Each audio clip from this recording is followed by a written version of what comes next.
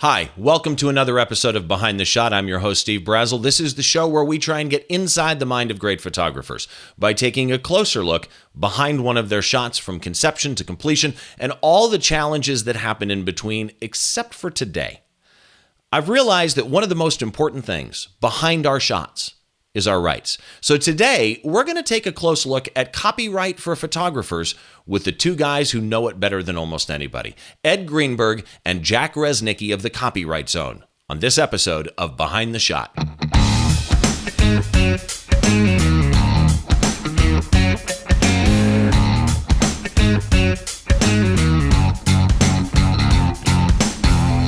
Hi, welcome again to another episode of Behind the Shot. I'm your host, Steve Brazel. This is a show where we try and get inside the mind of photographers by taking a closer look behind one of their shots, dissecting it, how they ended up in the environment, why they chose the exposure settings they did, all the nightmare stories as well. But today is going to be slightly different. Today is a special episode. I have two guests with me today that are the definitive people, as far as I'm concerned, on copyright for photographers. So let me set this up a little bit here. I had a recent issue with some images. And in having that issue, I started researching copyright and found out actually one of the most important things behind your shot is protecting your art. So I started looking into it, and I ended up meeting one of my guests today having to do with this issue, and asked if they would come on, do an episode of Behind the Shot with me so that we can kind of help other photographers understand all the misinformation that's out there on the internet, which is pretty much everything. You know, it's like they say, you can find anything that you want to on the internet as long as you don't need it to be correct. So with that in mind, today we're going to talk about copyright, and we're going to talk about it with what I consider to be the best there is, the people from the Copyright Zone. It's Ed Greenberg and Jack Resnicki. Gentlemen, how are you today? I am very good, doing good. I am so glad you guys are here. And Ed, you and I have spoken a little bit. Jack, this is the first time that I'm meeting you here today. I didn't tell that to my wife. So okay, good. It's probably best that we keep some secrets. You guys, and I think you have a copy of it and I have a copy of it. Mm-hmm. You guys are the co-authors of this book. Now, if you start looking up copyright for photographers, and I should probably specify specifically in the US type stuff, but if you start looking up copyright for photographers, you're going to find your website, the Copyright Zone. And you're going to find this book. It's a legal guide for photographers and artists in what we have now, the digital world of the internet and everything else. Not written for lawyers, written for photographers, models, agents, reps, people who don't want or who can't read legalese because they didn't go to law school. And for that, they should thank the deities. Yeah, and we have cartoons too in it. Yes, you do, actually. And you know what I like about the book is, like Ed just said, it's not written for lawyers, right? It is so easy to digest. It's not small type. The pictures are visible and readable when you're talking about registration. Ed, let's talk about you a little bit. You are a practicing lawyer. You're in New York. You've been doing it for years and years. And you've represented 40 really long years. And still practicing? You'd have it by now. Yeah, really. Exactly. 40 years goes by so fast when Jack's next to you. Yeah. You've represented some of the top names, models, illustrators, agencies, reps. It's not just photographers, but you have represented name brand photographers, Richard Avedon being one of them. Mm-hmm. One of the things I found interesting as I was researching you've been both a guest lecturer, but also faculty at the Master's Program in Digital Photography, School of Visual Arts in New York. Yes, but Jack's been there even longer. Yeah. So you're both there. Well, at this moment, Jack is there and I do guest lectures. Yeah. Okay. And then you've both been on This Week in Photo with Frederick Van Johnson. Right. There's a great episode you did with Scott Kelby on The Grid that everybody should look up and watch. That one is free. The other episodes and courses that we did on Kelby, you have to be a subscriber or a member of Kelby One. Right. You have an actual Kelby One course? Yeah, 6 of them. Well, no, not 6 of them. 6 videos, right? Okay, that right there is a reason to be a Kelby One member. Yeah, we do the registration walkthrough. We do for those that can't read well and can't do it but some people prefer to watch the video. It's the same thing as in the book. There's one on model releases. Yeah, that's the one thing. The title is The Copyright Zone, but we cover a lot more territory than just the copyright. about copyright. It's model releases, it's different contracts you should be signing, second photographers, negotiating, a lot of different things. How to find a lawyer, how to find a rep. There's a large section on wedding photographers because we get a tremendous amount of inquiries and cases involving wedding photography. So really, it's a business course from a legal point of view for photographers. Oh, That's yeah, exactly absolutely. right. Okay, so Jack, let's touch on you a little bit. You are a working photographer, mostly commercial work, right? People and children, stuff like that? Exactly. Okay. Also an educator. You do lectures, you do workshops. I did not know that you were a Photoshop World Dream Team instructor with my buddy Alan Hess, too. Yeah. Wait a minute, you didn't say drink team, did you? Yeah, drink team. Drink? Depends on what's in the glass. That's my line. I don't care if the glass is half full or half empty. All I care about is what's in the glass. Is what's in the glass. Yes. Also, because now you know why he gets paid by the hour. Hard to keep him quiet. I've also been a Canon Explorer of Light since the original inception of the program. And I've had two other Canon Explorers of Light on this show. My buddy Rick Salmon has been on the show, and then Ken Skloot has been on the show. Do you know Ken? Oh yeah. Ken's a great guy. Yeah, the Explorers it's a small group. It's not a lot of us. You know what's interesting? Both those episodes were some of my longest episodes because when a Rick Salmon or a Ken Skloot gives you information, you just sit back and let it roll because you guys are amazing. You've shot actually for Tylenol, Wall Street Journal, Kodak, Hyatt, AT&T, Toys. I mean, Toys was a big one for me. Yeah. Which one? Toys R Us. They were Toys R Us. I mean, you've got a resume behind you, but this is the one that stuck out at me when I researched you. Uh-oh. You've had more than one Time magazine cover. Yeah, I had two. To get one is insane. Well, it never felt like much because my studio was down the hall from Greg Heisler, and Greg, is I think he's broken the records of how many Time covers he's had and how many Men of the Year covers. So for me to get two, it was like, woo, but that was a big thrill. That really was a big thrill to do. You're also involved in photo organization. So you're past president of PPA. I'm on a board of a local photo organization here in Southern California. We talked about your educational stuff, adjunct professor in the Master of Professional Studies in Digital Photography at the School of Visual Arts, New York. This was another one that I someday over a drink, I really do have to talk to you about this one. Twice you have received the International Photographic Council Leadership Medal. It's an excellence in studio photography at the United Nations. Yeah, which is actually about 3 blocks from where we are right now. It was it was a local thing, but yeah, once Kodak nominated me many years ago, and then PPA nominated me. The beauty of it is with the new security, he couldn't get into the building now. Exactly. Even if he was wearing the medals. In fact, they probably said, Jack's coming, close. Yeah, what about the medal they give you? You sound like you're like a rapper. I mean, it's like, they go, trouble. Yeah. I should mention, because you mentioned Canon with the Explorers of Light, you also Epson Stylus Pro, SanDisk Photomaster, X-Rite Colorati. So you've got photographic cred behind you like very few people on the planet. So in other words, for the people watching right now, these are the two that you want to talk to when you're dealing with copyright and photography. And again, and maybe one of you guys can answer this question really quick. I keep saying specifically to the US, because we're dealing with the US Copyright Office and US law.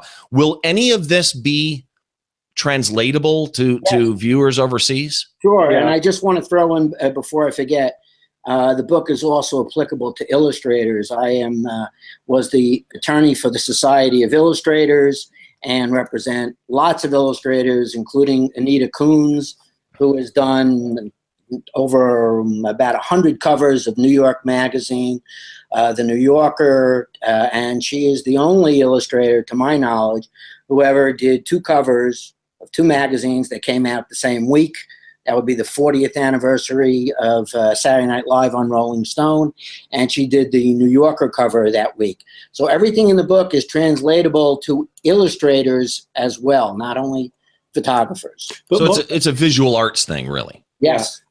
Every country has its own peculiarities, but most countries these days are signatory of the Berne Convention, and a lot of the things apply.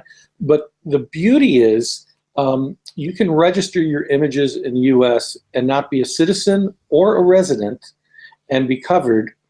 And in some cases, as long as the company that's infringed on you, it has a presence here in the United States. And many times you can sue here in the United States. In other words, it happened abroad. Right. There's a possibility of suing them here. And honestly, because of our court system, you can collect a lot more money here. To simplify, I'm going to work backwards, okay? And the gist, or the most important part of the advice, is that wherever you're located, wherever your studio is, wherever you shoot, the odds of your images being infringed in the United States are high. In order to sue and get the big bucks in the United States, it needs to be registered in the United States. So we have any number of photographers who are located in France, Germany, Australia, Colombia, Brazil, who register their images in the United States from the convenience of their desktop. It takes just a few minutes, and for a $55 fee, they can register thousands of unpublished images, and that covers them in the event the infringement takes place in the United States. Let me also put this in another perspective, or another terms. When we go do our lectures, one of the first questions we ask people is, how many people here have camera insurance? And 99% of the hands go up. Everybody has camera insurance to protect their cameras. Then we say, how many people here have image insurance? And we say, image insurance is registration.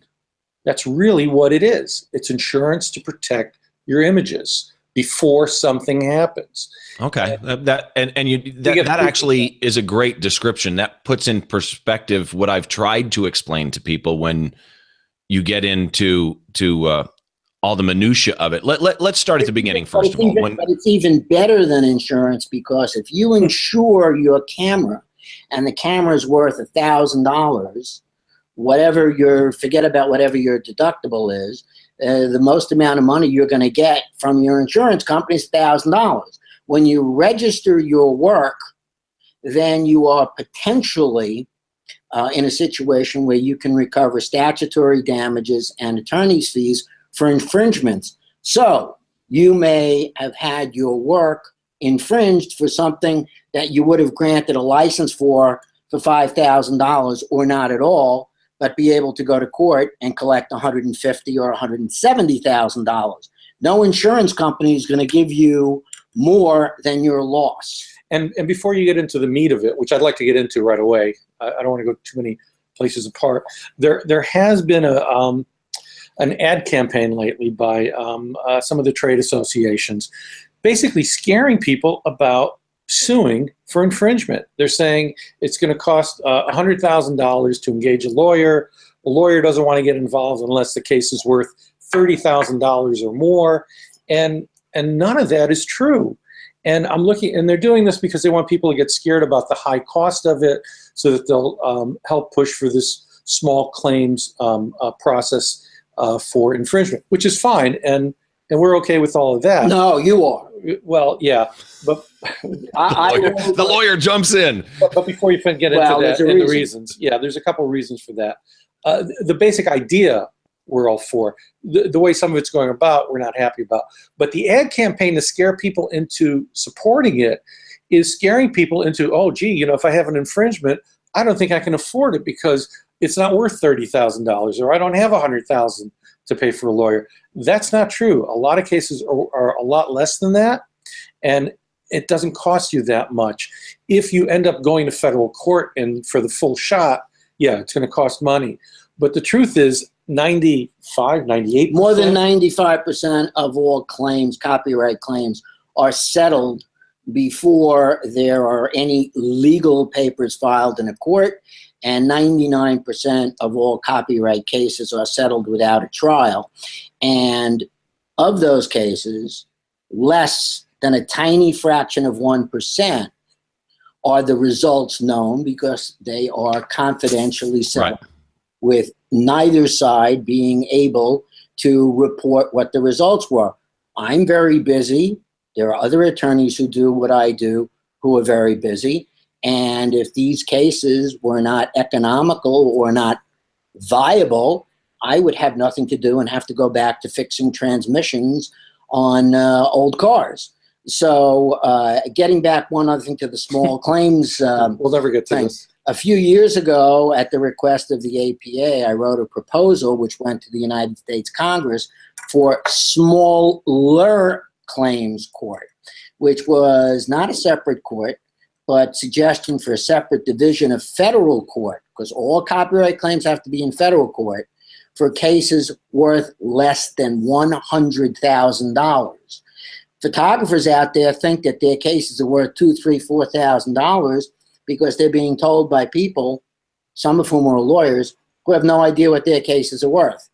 I personally don't take cases that are worth $1,000, $2,000, $3,000, $4,000. Those cases, most cases that we take, are worth many, many, many times that.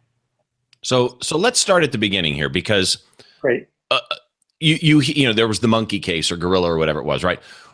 Barring the exceptions that are in there, like work for hire or whatever, generally when you snap a photo and you press the shutter, you own copyright. But for those that are new into photography, new wedding photographer, whatever, you know, helicopter view, what's copyright? What does that mean to me as a photographer that I own my copyright?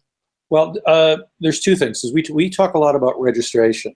Copyright is exactly as it says. It's your right of copy. People can't copy your image, and how it's copied is the rights you have. It's called the bundle of rights. It's a specific set of rights that you have, and it's the rights of reproduction, the right of distribution. It's the right of saying, I only want my photo in color. I never want it in black and white, or I only want it in black and white. I don't want it in color. I only want it distributed east of the Mississippi. I don't want it ever shown in LA. You have all those rights. You can control your image. Or I don't want you to use it at all. Right. So it's basically you're exercising your right over your art. Over your property. Over your property, your intellectual property. The difference between artistic works, sculptures, photographs, illustrations, is its intellectual property.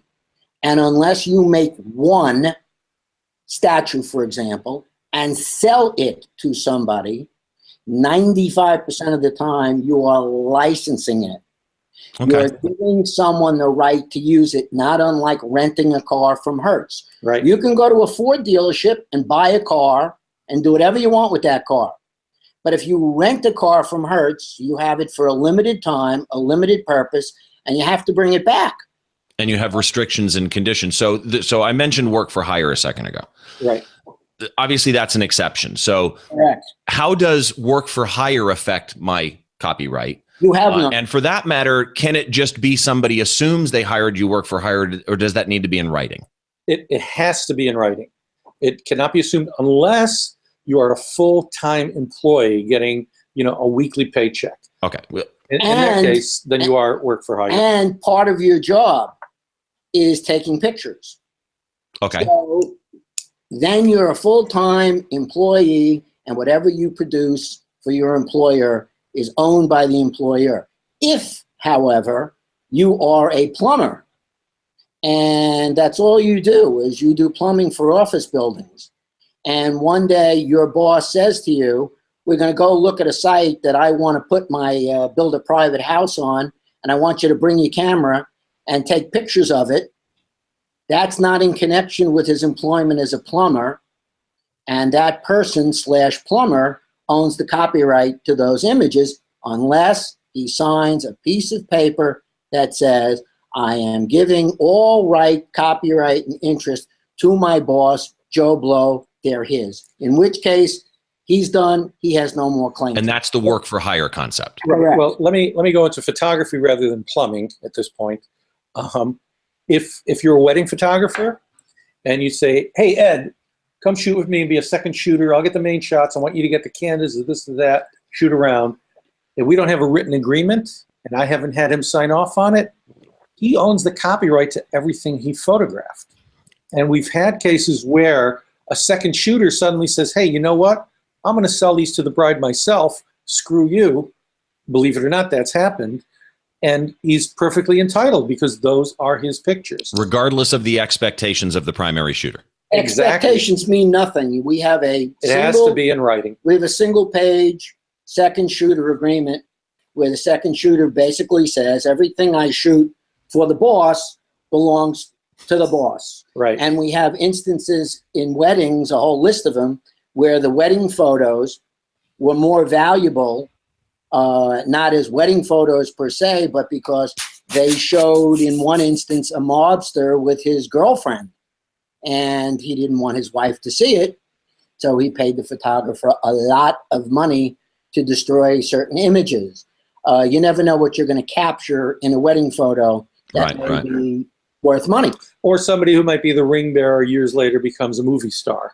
Which is part of the reason doing what I do as a concert photographer. I always tell people, always shoot the opening act, because you don't know that you're not going to get a really hungry, unknown band that 20 years from now is Metallica or Rush. So exactly. One of the things you guys started out this conversation with was registration. I want to touch on that for a second, because I think I told you guys, I don't know if we were recording or not at this point, but I had somebody come over recently and say, can you walk me through registration? And I tried walking them through it, and their eyes glazed over, and it's not that hard.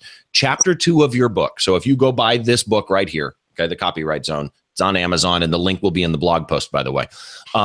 There is a step-by-step guide in that book that's the best step-by-step guide I've actually ever seen. Images that you can see and read, but here's the deal. When you go register your images with the U.S. Copyright Office, we've talked about what the benefit is of registering your copyright kind of at the beginning. Is there anything we missed as far as benefit? I want to say one thing. I want to give Jack a compliment, but I want your editor to cut this out of the tape. Okay? I will do that. Okay.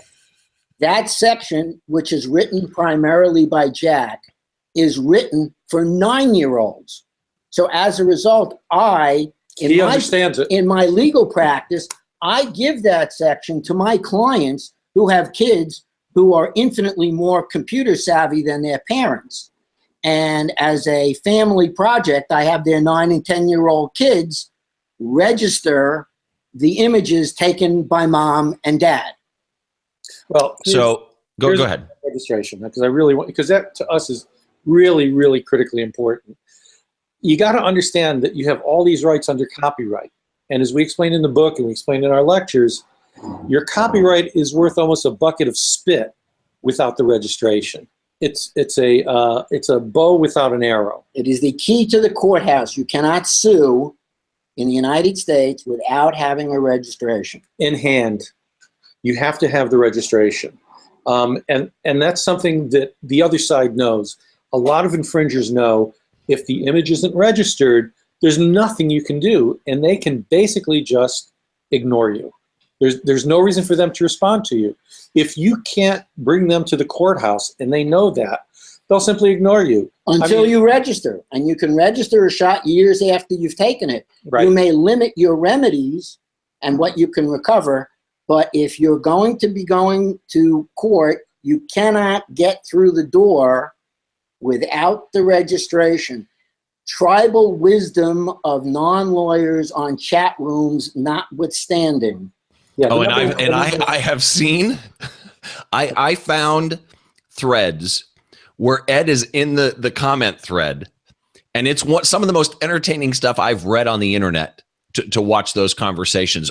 When I went through registration, I'm like a lot of photographers, right? I didn't understand it, why I would do it. Finally, I went, okay, I need to register my images, and I went through something known as the pilot program, which is different because it used to be you had to mail stuff in if they had been previously published and were past 90 days. But when I'm going through, it's asking whether or not the images were published or not published. It's asking whether or not I'm registering them within 90 days or after 90 days. So my question to you is, when I'm registering images, 3 months. Just that's one of the big mistakes. It sounds like it's not. It's getting a little technical, but it's a 3-month window, not a 90-day window. It's done on a birthday calendar. Okay. First of this, it's the first of the next. So if you're running into February, you're losing days. So explain the whole 90-day thing to me. 3 month. I'm sorry. Explain the whole. My notes. Explain the whole 3-month thing to me. And we go through this all the time. Before Jack explains it, we say certain things at lectures, and in one lecture that we did for 5 hours at a university, we told people at the end of the lecture, we're going to ask them questions and they will give us the wrong answers, and they did. And 90 days is one of the myths that we address repeatedly that just will not die. Well, it's not a myth. It's just it's misstating. So you've got a 3-month window, but what is the difference between registering within the 3 months or, oh, damn, I missed the 3 months, I'm after the 3 months? Could be a few $100,000 in lawyers' fees. Yeah, it's the 3 month is about published work. So you got to remember that, not unpublished. It's about the work is published, and then you have 3 months of a window to register it. So if you take the picture January 1st and publish it on February 1st, and somebody infringes it on February 27th or whatever, you still have time, because the clock actually starts not from when you shoot it, but from when it's published, February 1st. So you have 3 months to register. Anybody who infringes within that, you're still covered. And what we mean by covered, you're covered at any time, even if you register after the 3 months.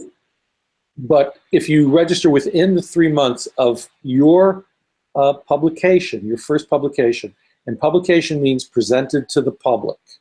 So that would include social media, because this is one of the big things I see on the internet is the courts have not decided, and there is no case that says what is published. So Instagram doesn't count. Excuse me, the people who say that are not lawyers. They don't read legal publications, and 99.999% of them have never been in a courtroom in their life for other than jury duty.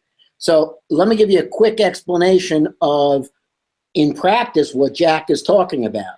And then I'll get back to registration, because there is some stuff so still haven't covered. Here's the difference in money.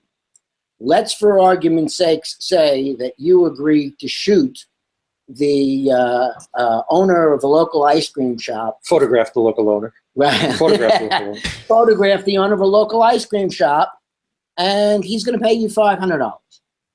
And you take the photograph, and you deliver a print to him or a poster, and he puts it up in the window, and you don't register it for 30, 40, 50 days.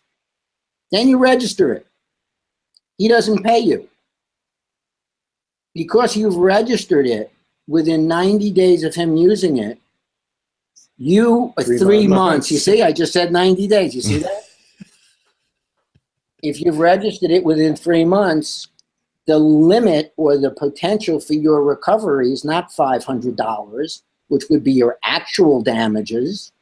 But theoretically, if the ice cream store owner said, screw you, I have no intention of paying you, in the discretion of the court, if he willfully used it, knowing he didn't have permission, the court could award you up to $150,000, even though the job was a $500 job, plus attorney's fees.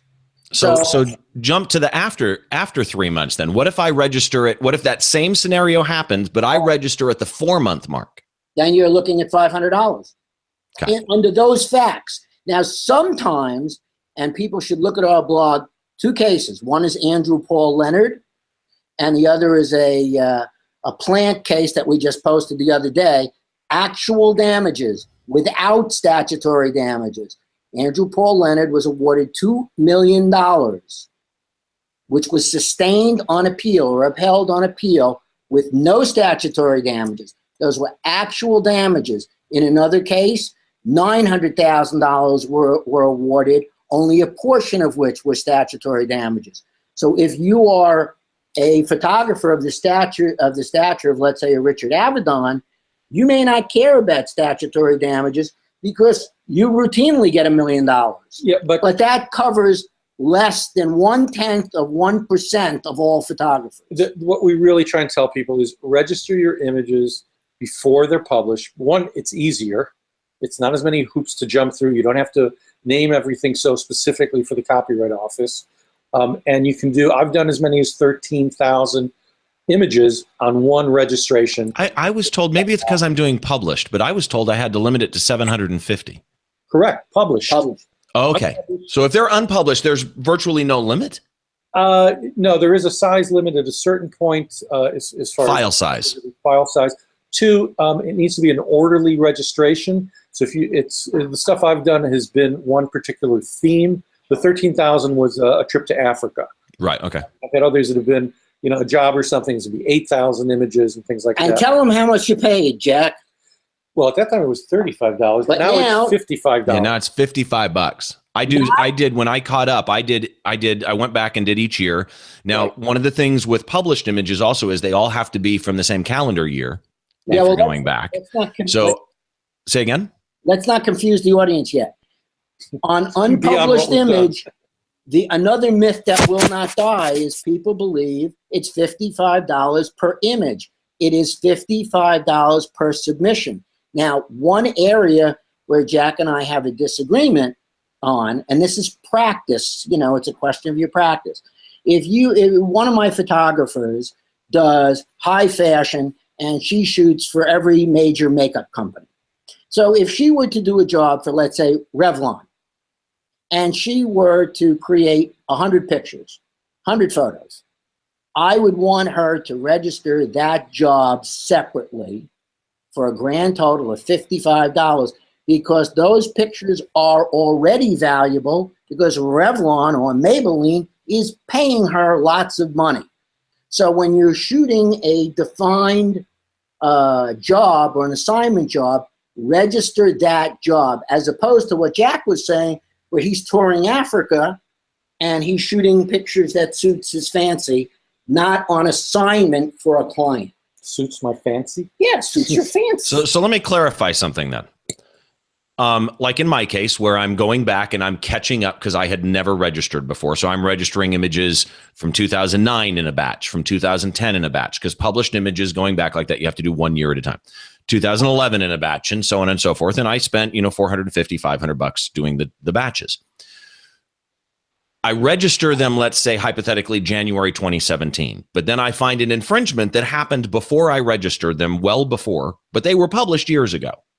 I'm limited to actual damages, even though they're registered. One thing that I do want to emphasize on this, it's hard to come up with a situation and then apply it to everything. I've learned from Ed over and over again, everything is very fact specific. Yeah, so let me give you and our examples are all actual examples because real life. We've basically, I hate this cliche, but it's true. We've seen it all. So for example, well, not all, we've seen most of it. For example, and I'm changing the facts very slightly.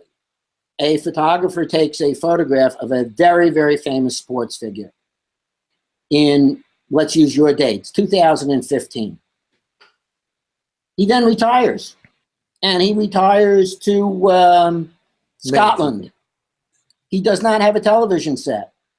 He has no interest in sports whatsoever, and he spends his days painting on the Scottish countryside. And one day his brother calls him up from New York and says, remember that picture you took of Derek Jeter? It's all over the place.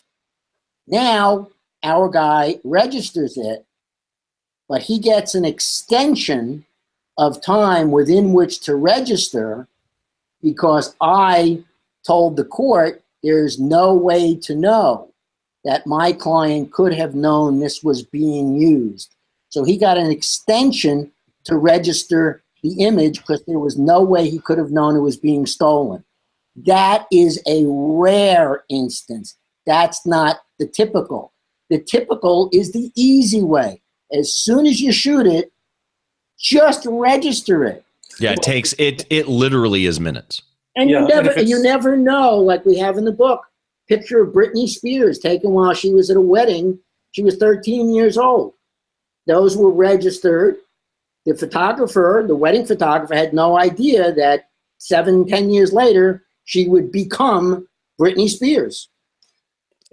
Jack, you were going to say something to finish up registration here? I long forgot what it was, but no, let me regroup here and think about it. And the dates and stuff. It's again easier to register before they're published. It's a cost of doing business if you're a commercial photographer. If you're not, if you're an amateur, you still should register everything. That's another thing we hear. I don't need to register. I don't shoot fancy schmancy pictures. I just shoot this and that. Those images get ripped off too. And when they get ripped off, those pictures are just as valuable as if it was a Richard Avedon. Those pictures are copyrighted, and if it's infringed, it's infringed, and you're entitled for all the same monies and everything. The important thing about registration is just doing it. Thinking about it is harder than actually going through the process. Sort of like your laundry. You can recover. Thinking about doing your laundry is harder than actually doing it. You can and make it part of your workflow, basically. It has to become a regular part of your workflow. And you can recover a lot more money. By the way, pictures taken by famous photographers like Mel Sokolsky or Richard Avedon or Bruce Weber are infringed far less often than generic stock lifestyle photos. 80% of our cases involve lifestyle generic photos because their very flexibility lends themselves to being ripped off. So while I've had cases against Rick Ross and Russell Simmons and involving athletes and rappers and so on and so forth, those are the ones that get people's attention. The more typical photograph that's going to get ripped off is a father and son in a pickup truck on their way to a Little League game, or an extremely well-dressed black couple getting out of a limo on their way into a wedding. Those kinds of photos can be used by catering halls, by travel companies, frames, anything, because they are generic. They're more vanilla. And I keep losing my train of thought. Registration. If you register late, can it cost you money? Yes, it can cost you a lot of money, and your attorney will not be able to get you statutory damages or attorney's fees if you register late. So just register when you shoot them. The other thing too is and the number one bad piece of advice we hear from people on the internet when somebody's been infringed, and I can guarantee you somebody's going to give this piece of information, send an invoice. Send them an invoice for 2 times, 3 times, 10 times the amount. Means absolutely nothing. If it means anything, it means you just painted yourself into a corner. Because if that letter comes up or that invoice comes up because you decide you're going to hire a lawyer to sue, it's going to come up in court, and the judge is going to say, well, you only asked for $500 here. Why are you suing for $10,000? At which point I have to explain to the judge that the photographer did not know his rights. Or that's the nice way to say it. What he's really saying is, my client's an idiot. Right. So how would anybody possibly know what the value of the infringement is upon seeing a single infringement? If I'm walking down the street, I'm a photographer, and I see the photo in Home Depot in Plainview, Long Island, how do I know it's not in Home Depot in Fresno or Dallas? Right. How do I know Stanley Tool is not using it in a television commercial in conjunction with Home Depot? Or Fred Tool. Well, right. Anybody. So it's the job of the attorney to ascertain all the usages.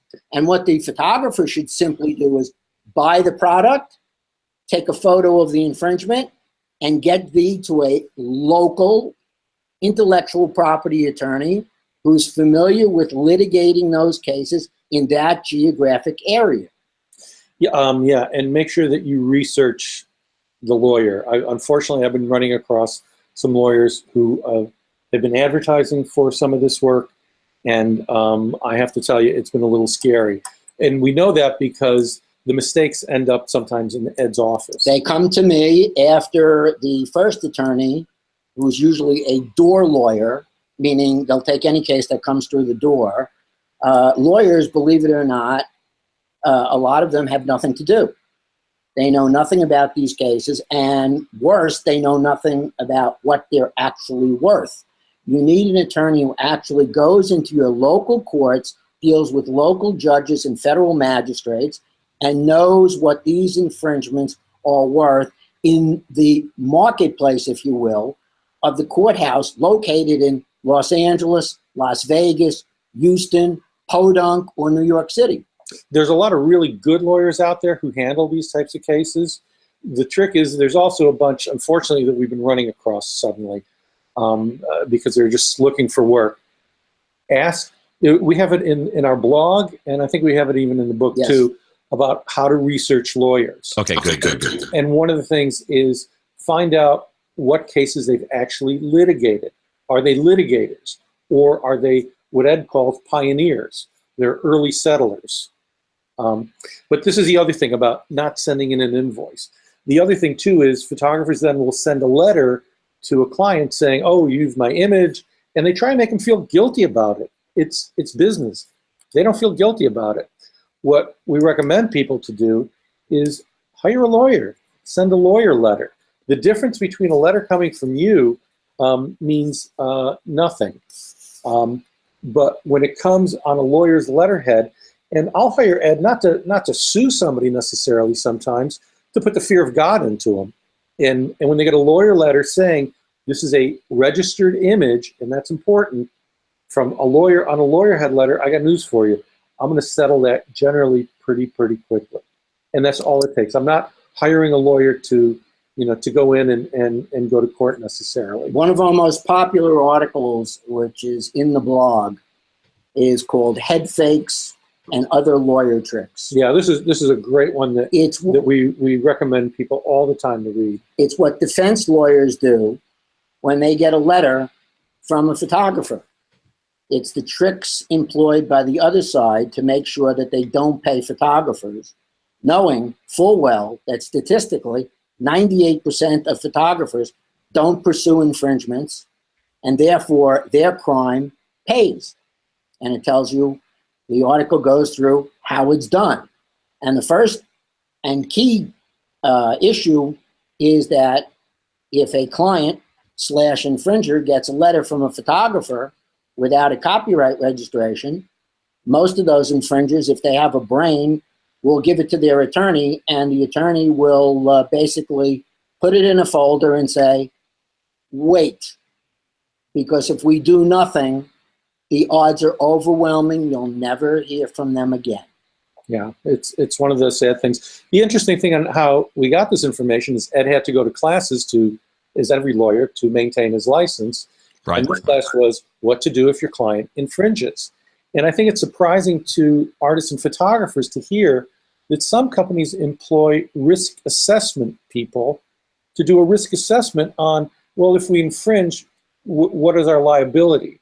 And for some companies, it's a way of doing business. They figure that if they have to settle with 1 out of 50 or 100, it's cost effective for them just to do what they do. There was an editor there from a well-known documentary filmmaker who said, and I can't mention the name now because I have people who now work for that well-known documentary filmmaker, and she said in a room full of 100 some odd lawyers, she said, we'll make every effort to find out whether the copyright holder is alive. We'll try to locate him or her. But if we can't, and we really want to use that picture of Louis Armstrong or Lou Gehrig, we're going to use it. And if, as and when we get a letter, we'll write a check. So let me, was there anything else you wanted to touch on copyright registration, Jack, before I moved on? I'm trying to think, just it's simple. I mean, because it's such a deep subject. Obviously, we can't cover all of it here, but just so happens there's a book. We just happen to have. Well, hopefully you're enjoying the movie too, as we're here. No, the things on registration again is just if you register before the infringement, you're entitled to statutory damages. You're entitled to your lawyer fees, and that usually scares the heck out of the other side. Let me clarify something interesting. Let me interrupt you. Okay. I've done maybe once in my life. That gives you the opportunity to walk into a lawyer's office with a smile, because that means you're walking into a lawyer's office knowing that you're in control, that the odds are that you're the one who's likely to get money as opposed to the one getting sued. Right. Okay? Or as opposed to a divorce where frequently no one wins. Here, you can be optimistic, and a lawyer who knows what he or she is doing is optimistic, and it can be, dare I say, great fun pursuing infringers who, as we put in the book and in the blog, are invariably guilty, willfully infringing on your image, and they lie to the point that where we get hysterical. The lies. No. Yes. Jack, you said something. I just want to clarify this because this triggered my mind. You said register before the infringement because then you can get better damages. Even if it's after the 3 months, if it's before the infringement, you're still okay? Now, the 3 months is just for published work. If you register your images before you do anything with it, before you you're always covered. Gotcha. You're always covered, and when you're always covered, it's really image insurance. But hypothetically, if it was already published, but it was not infringed until after you registered, and the registration was after the 3 months, right? Statutory is out at that point, though. Correct. No. Wait. Now I'm not sure about your question. If Jack takes a photograph and he licenses it for use by Kids R Us, okay, Kids R Us pays his fee, and Kids R Us uses it in the way that Jack and Kids R Us have agreed to, okay, and that's done for some reason before Jack has registered them, not likely, but let's say it did, Jack is not going to have a claim against Kids R Us. Now, let's say a month later, Jack registers it, and Joe Blow, toy company, now steals that photograph from Toys R Us from their catalog. Jack can sue Joe Blow and get statutory damage. Okay, good. That clarifies it. So can't be forced a publication. So let's say I did a job for Kids R Us, and the art director quit, took my images, and then used a picture that wasn't in the original thing, but from the take. In other words, it was unpublished. He publishes it somewhere, and I find out 6 months later. Doesn't matter. I can't be forced a publication in that case. I mean, I think we're getting into the weeds a little bit. Yeah, we're going deep, but it clarifies. I think we've clarified for a lot of people that the bottom line is register. Don't listen to the people who say, because I've seen this one, doesn't matter, you already own your copyright. No, go register your images. Bucket of spit. So let's move to model releases, because this is one that I think is short and fast and easy in most cases, but yeah, exactly. And the comedy kicks in. So obviously there are cases where you need a model release. There are cases you don't need a model release. There are now, written model releases or model release apps, which you discussed on that Kelby Won the Grid one. Great topic actually on model release apps on that one. But then there's also those specific scenarios, like the one that I've seen, heard, and know people who've dealt with is in a book scenario where a photo on a cover of a book is different than a photo that's inside of a book. That depends. Because one now is marketing advertising on an end cap in a bookstore type thing. And I could be completely wrong. So explain model releases and why people need them. There's no one size fits all.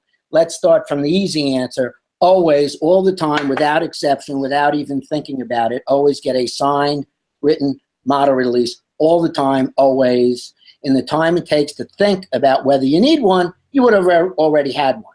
Now, I've had clients who get commissioned to do the cover of a book written by famous person. So they do a portrait of famous person. They get paid for that image, and they license that image for use only on that book, hardcover and softcover editions. Now, if you're using a photograph for editorial purposes, then you don't need a model release. So, for example, if I take a photograph of Jack crossing the street in 42nd Street amongst a huge traffic jam and license that photo to the New York Daily News saying, look at this traffic jam, Jack can't sue me. If I use that picture against Jack's will and say, this is famous photographer Jack Resnicki who uses Canon cameras, and that's a Canon camera on his shoulder, and if he didn't endorse Canon camera, he would sue me. He would need I would need a model release. When it's used for trade, commercial purposes, branding, to steer eyeballs to a site, right, you need a model release. So therefore, rather than thinking about whether to get one, just get one. Okay, so that brings me then, you said written. What about the apps that are so popular now? The apps, it's like saying, how good is a car without looking at the engine? The app is just the medium. I could give you a piece of paper that has a model release on it that's worthless. Paper model releases, when the contents are correct, are far better than apps which have correct contents, because it is difficult to forge or alter paper. It is difficult and takes real talent to forge a signature. To adjust, manipulate an app, well, anybody who knows Photoshop can do it. Any 6-year-old can do it. So if I have a photographer on the witness stand and I'm representing a model and the model says, this isn't what I agreed to, I ask the photographer, do you know Photoshop? He says, yes. I said, you could put my head on the top of the Eiffel Tower, right? He says, right. I said, how does the jury know you didn't move a comma? How does the jury know you didn't move a word? When it's on paper, it's far superior evidence. Having said that, an app with correct contents is better than nothing. Yeah. And be aware, there are model releases in your book. Yeah, right. There are. And there's certain wordings, like in most states, it's the first thing people put in is for valuable consideration here and acknowledged. We don't have that on ours. I wondered about that. Yeah, in New York State specifically, you need no consideration. And we had somebody argue saying, oh, no, you have to have that to make it a contract. No, a release is not a contract. A release is a release. It's a completely different animal. Every state is different, and we urge, and the reason why some of these forms are not, particularly the invoices, are not in downloadable form is we urge people in the book to see a local lawyer to make sure that the invoices conform with your state's laws. In New York, you can charge a 0.5% per month interest on an unpaid balance. In other states, you can get more or less. Well, let me jump over to releases again. I go down the street on my block, and I've had it a while back. They do a lot of filming. I'm near Tudor City, and they love to film there because they can close it off. And they have a sign saying, if you enter this area, you're giving permission to be filmed in this film. Is basically what it says. It's a little wordier than that. Doesn't mean a thing in New York State. New York State specifically says it has to be a written instrument. You can't give away your rights by something like that. And we've had several examples like that. Every state is slightly different, but generally if you get a written release, that's your best bet. That's your best bet. And not just a blanket release sometimes. We tell people if it's a situation that could be considered a sensitive issue, make sure it's spelled out in plain English. It doesn't have to be lawyerese. In plain English, what you're doing. Like if you're shooting nudes, make sure it says that you're shooting nudes. If you're doing something where you're depicting a child in a, how would you say, what type of situation would you say it? Well, there are certain situations where you cannot get a release. From even the parent? Even from the parent. If you wanted to photograph a child, and I had a case where the child was portrayed as a methamphetamine addict.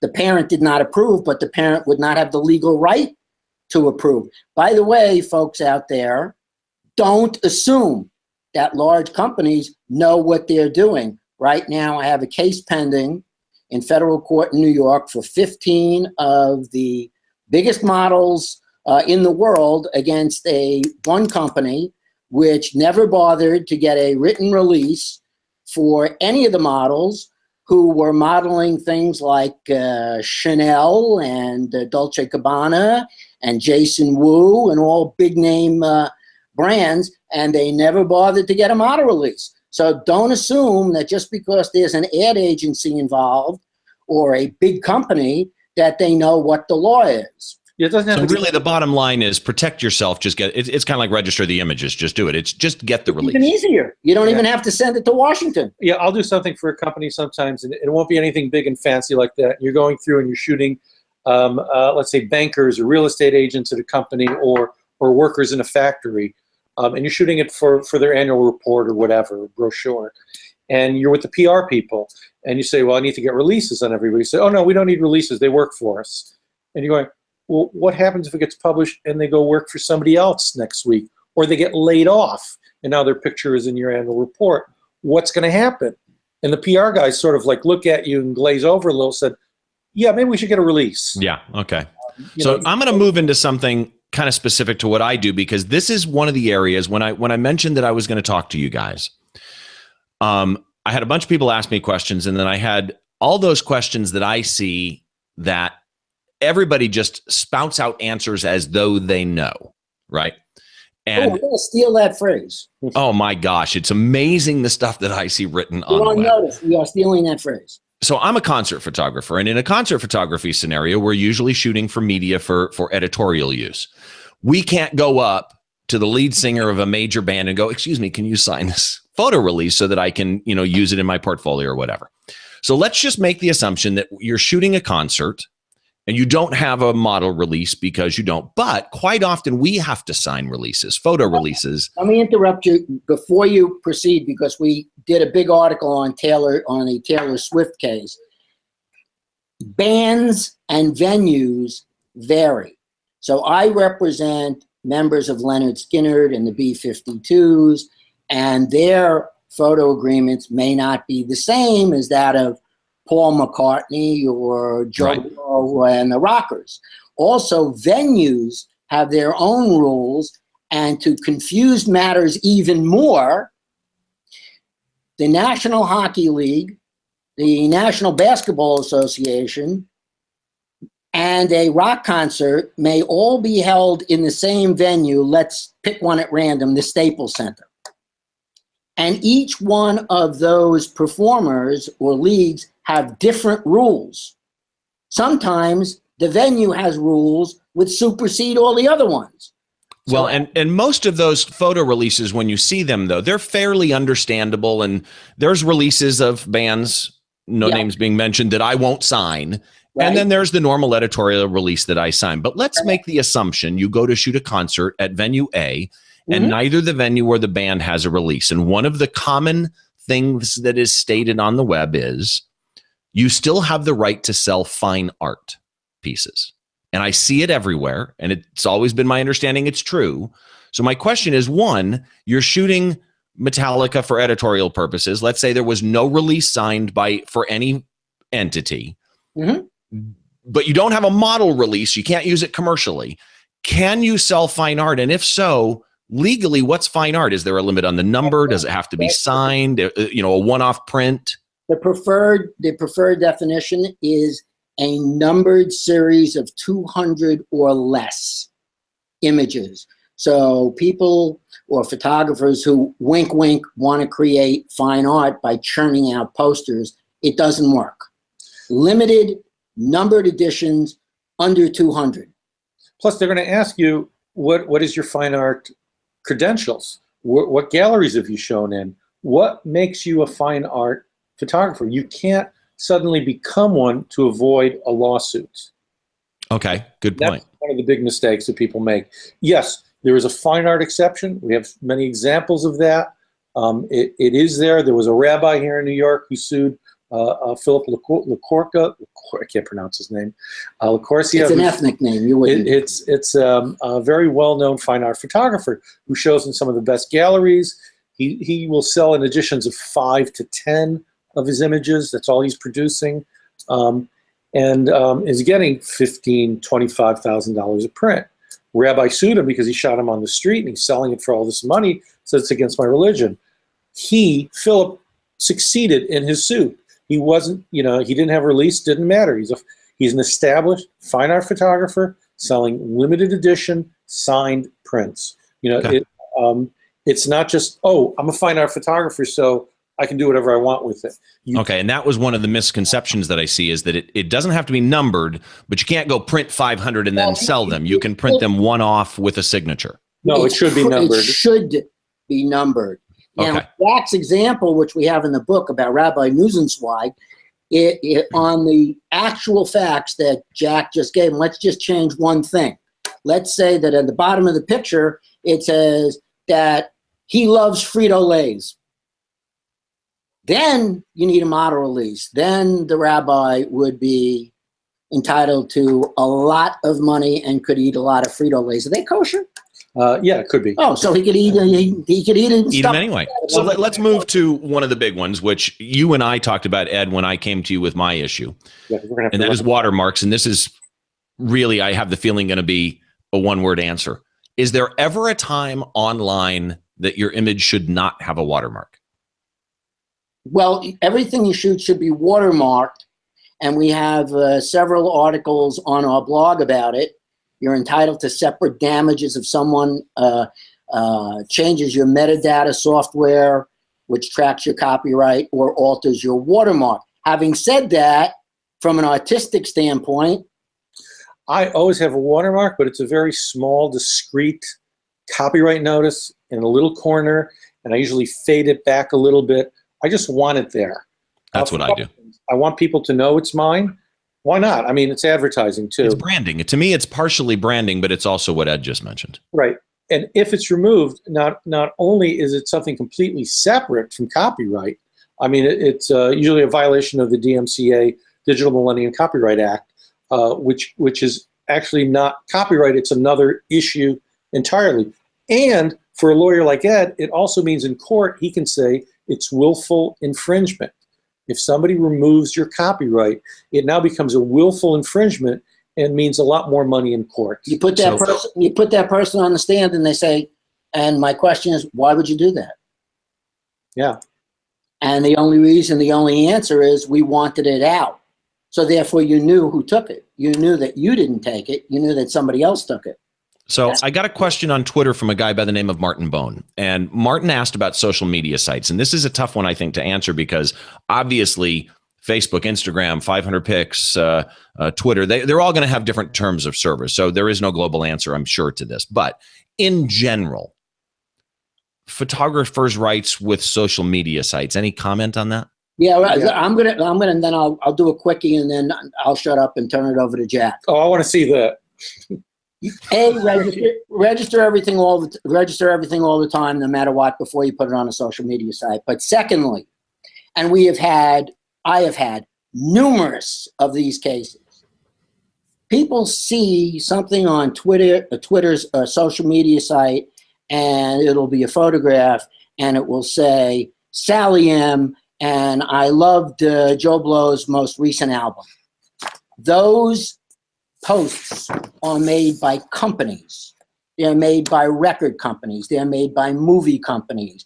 They're made by PR firms. They are made to appear as if they are put by quote unquote regular people, when in fact, infringers like record companies, movie companies, TV productions pay companies to make these social media posts. So in some of our cases, which were resolved to the satisfaction of our clients, we found thousands of posts that were, although on social media, were actually posted by the infringer or agents of the infringer. Okay. Yeah, it's social media definitely is. It's something that these days, if you're a young photographer, you have to be on. I mean, it's part of business. I mean, you put your pictures, I'm assuming, on Instagram or Facebook? Yeah, I'm on Instagram all the time. It's going to have to follow you. Marketing. All my travel stuff. You'll love it. In fact, I just announced a Miramar workshop I'll be teaching at the end of next year. Which is what's your Instagram? It's Reznicki, right? At Reznicki, okay. Right? REZNICKI. Here's the thing: all these sites need to grab some of your copyright in order to make the social media site work. And the way it works is it goes through separate servers. Every time it goes on another server, if they don't have the right to your copyright, a license from you to use it, it's illegal. So they have to take that. And what happens is the lawyers overreach on a lot of these sites. They want to protect their company as much as they can. But what they're doing is they're grabbing it for that company. They're grabbing it for Instagram. They're grabbing it for Facebook. They have some other language about third-party usage, but they're not licensing it to third-party usages. Just because you see it on those medias doesn't mean that you can use it. It's like I see a car on the street outside the Hertz rental office with the keys in it and the car's running. Doesn't mean I can get in the car and go off with it. It's not my. Right. Now, one of the people. See, it wasn't going to last long, was it? No, one of the people that we know uses social media in a way which I think is extremely clever. But before you get into it, let me just finish my thought because I'm not going to get into it. Oh, again. I think we're done. No, I wasn't done. I think we're done. I wasn't done. See, now I'm forgetting what I was going to talk about. One of the things is these sites are not going to make your images available to everybody. If somebody rips it off of, if that happened, what furor would happen online about somebody saying, Right. "Oh my God, they're licensing my image to Ford to use for this and that." I mean, it did happen once, and it created a big furor. They don't want that kind of publicity. They're not going to do that. Think about it. They just want their site to function. They're not using it as a clearinghouse for other people. So I'm not scared about putting stuff up necessarily. I'm careful of what I put up. Everything I put up is registered and watermarked. As a watermark. So, and honestly, you put stuff online. There's one other thing I just want to get across. A lot of people, they get online, they're upset, they've been violated, their image has been stolen. Honestly, something like that happens to me most of the time. All I hear is ka-ching. I just turn it over to Ed. It's a real simple process for me. I know it's registered. If it's somebody I know we can get to like that, I'm going to be collecting a check. There's no question about it. So it's not a fearful thing for me. So here's the question then. What is the best way? Because I don't want to get into the weeds on the Pixie and Tin Eye conversation. You definitely want to talk to that Pixie to me. Yeah. And go research Ed Greenberg and Pixie, and you'll just find seriously some great posts. So what is the best way to find infringements? And when you find them, what is the deciding factor on how far you want to go? I mean, in some cases, is there ever a case you just go, I'm going to try and settle, but I don't really want to go to court if it goes that far? Sure. Yeah, sure. There are many ways to find infringements, including a simple Google image search, having your buddies, comrades, and friends and models who participated in the shoot look out for them. We have in my office our own system. I represent a stock agency who has hired a super geek somewhere in Asia, whose name I don't know, who has skills that are superior to any Tin Eye or Pixie or any of those search firms. Remember, search firms only search the web. My best cases have been instances where photographs were used on shower curtains, rugs, boxes, T-shirts, memorabilia, which never appeared on the web. So to rely on a search firm and only the web is simply not good enough. Let me go back real quick about one thing on social media. One of our clients did something very, very clever. He shot, let's say, behind the scenes. They were doing, I'm just going to make up a show, Saturday Night Live. And he was shooting behind the scenes. And he did a lot of pictures, which he posted on social media with him and cast members. None of those images, if stolen, were of any value at all. What it did was it branded him as the guy picked by Saturday Night Live to shoot behind the scenes. So there he is standing next to Tina Fey. And it branded him, but that's not an image that anybody is going to steal. Right, right. Yeah, okay, so social media. Go ahead, Jack. No, it's just one of the reasons to be on social media. I mean, it's a different animal these days. It's marketing. So I've got to get this one question in because Troy Miller also hit me up on the web, and he brought up an interesting one, being as how it's copyright. The word copy is in there, and we've heard with the Obama campaign and everything a number of years ago where somebody took somebody's art and they modified it and changed it. And this is a deep thing. I don't want to get too into it. He brought up an interesting scenario. Don't get into that case because he had criminal consequences. There's a whole bunch of other reasons. Yeah. And again, I don't want to get into those weeds, but he brought an interesting one up. And that is, what about making a piece of art, right, from a completely different medium, but molded from somebody else's work? And he gave an example. You take a photograph of a family portrait. You have another artist do a painting from that image, essentially identical, but as a painting. Or you take a sculpture, you have a photograph of an eagle and you make a sculpture based on that the eagle that was in that photograph. You can clearly see the sculpture matches the eagle that was in the photograph. Is that a copyright infringement? Yes. And we'll go all the way back to your bundle of rights. One of your rights is called derivatives. Those are all considered derivatives. And it's an issue that I lecture when we're together. I have a whole section on derivatives because everybody brings up all these guys now that are appropriation artists. And they get sued. And why do they get away with some of it? Because they don't get sued. What's the famous one with Sam Abel's shot of the Marlboro Man? The Marlboro Man. The Marlboro Man. He answered his own question. By what's the name? The artist is Prince, Richard Prince. And people say, oh, Prince got away with it, and he won this case, and he won the one with Patrick Carey, that case. He didn't win that case. It was settled. And the one with the Marlboro Man, the reason he got away with it is the photographer sold his copyright. It was a work for hire for Marlboro, which is what happens in those days. If you did cigarette ads, you gave away your copyright to the cigarette company. They had no reason to sue. They saw it as free advertising. That's why he got away with it. Doesn't mean the photographer was happy about it. And the one with Carey and Prince, where he appropriated the stuff, it went to one court where Prince lost terribly. And then in appellate court, it was a split decision. They said, well, these are okay, but these aren't, so we're going to send it back again. And when that happened, he settled. Andy Warhol was sued by 3 different photographers for a series he did. Patricia Caulfield and Flowers, and one of the JFK funeral, and race riots by somebody else. Those 3 photographers on 3 different things sued him. What does his lawyer say? They're going to win. Andy settled. After that, he realized all he had to do was ask permission.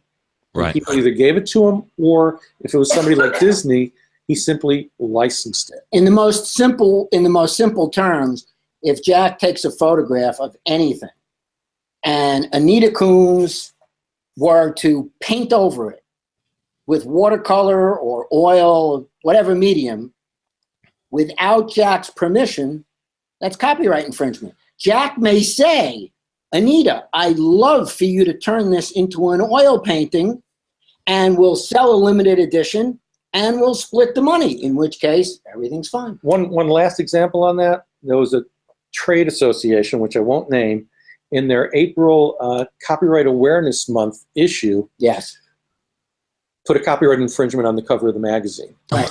It was a ripoff of I'm sorry, I shouldn't say ripoff. It was a Norman Rockwell painting. I knew it right away. And they said, oh, it was homage or influenced by Norman Rockwell. No, it wasn't. We did an article on our blog, thecopyrightzone.com, on this issue, and we showed the magazine and Norman Rockwell's image. And I came up with 15 points of similarity, just barely got started with it, explaining this is the way a lawyer in court is going to dissect it. And as we said, you could never say absolutely what a court is going to decide or a jury is going to decide in these cases. But this looked pretty obvious that it was an infringement. So you just mentioned the copyright zone, which is where I want to finish at. You guys still post to the blog at the copyright zone, right? Yeah, we're infrequent on it, but I got to tell you, it's a wonderful source of really great articles. Head fakes is a really good one. How to hire a lawyer. We'll talk about individual cases that come up in the news, and a lot of misconceptions of things that are out there. I lost a couple hours one day going through that site. You lost them? Yeah, I never found him again. And I'm trying to find a lawyer to get him back for me. Copyrightzone.com is where you can find either Ed or Jack. But I don't know, Ed, do you have any social media sites people can find you at? Do I have a website for the firm? Aside from Copyright Zone, do you have any other social media sites, Twitter, no, Facebook? Because if I did have a website, I get so many inquiries now from both the Copyright Zone, the blog, the book, lectures, that I would not be able to service my clients. But Jack, you are not only the Copyright Zone, you've got your photography site, reznicki.com, REZNICKI. Right. We spelled it. Yeah. Twitter, I love this. You're Copyright Jack. Right. Creative. Facebook, you're on Facebook too, jack.reznicki. And then Instagram, you are just Reznicki, which as soon as we're done here, I'm going to go follow you on Instagram. Oh, please do. And then I've got to push this because this book has been wonderful to read. I'm not saying that because you're sitting in front of me. It's because when I first started looking at copyright stuff, really honestly, my mind was like, okay, I'm going to read through this. This is going to be a chore, but it's a job. I've got to do this. I have to understand this. And then I picked it up and read it. And it's a joy to read. It's easy. It's got images that I understand. It's got dialogue that I understand. Really well done. And it's available on Amazon. I will have a link in the show notes. He should send us more money. Yeah. He should send us like a lot of money. I bought one. That's good. But again, Ed Greenberg, Jack Reznicki, I've taken so much of your time, and my apologies, but really, honestly, I just, based on what I went through recently with two of my images, I just believe photographers don't understand the most important thing behind the shot. They don't. Is their rights. Exactly. They don't. If they're a trust fund baby or they just hit lotto, it doesn't matter. For everybody else, it matters a lot. Well, guys, thank you so very, very much. And I'm serious, if you're ever out in LA, and I know, Ed, that will be a long shot, but I'll meet you in Vegas. I would love to buy you guys dinner and a drink. Thank you very much. And to those of you watching, we will get back to looking at photographs on the next episode, but this has been a special episode of Behind the Shot, taking a look at copyright for photographers, mostly in the US, but copyright for photographers. I'm Steve Brazel, your host. Thanks for joining me for another episode of Behind the Shot, and we'll see you next time. Bye-bye. Our pleasure.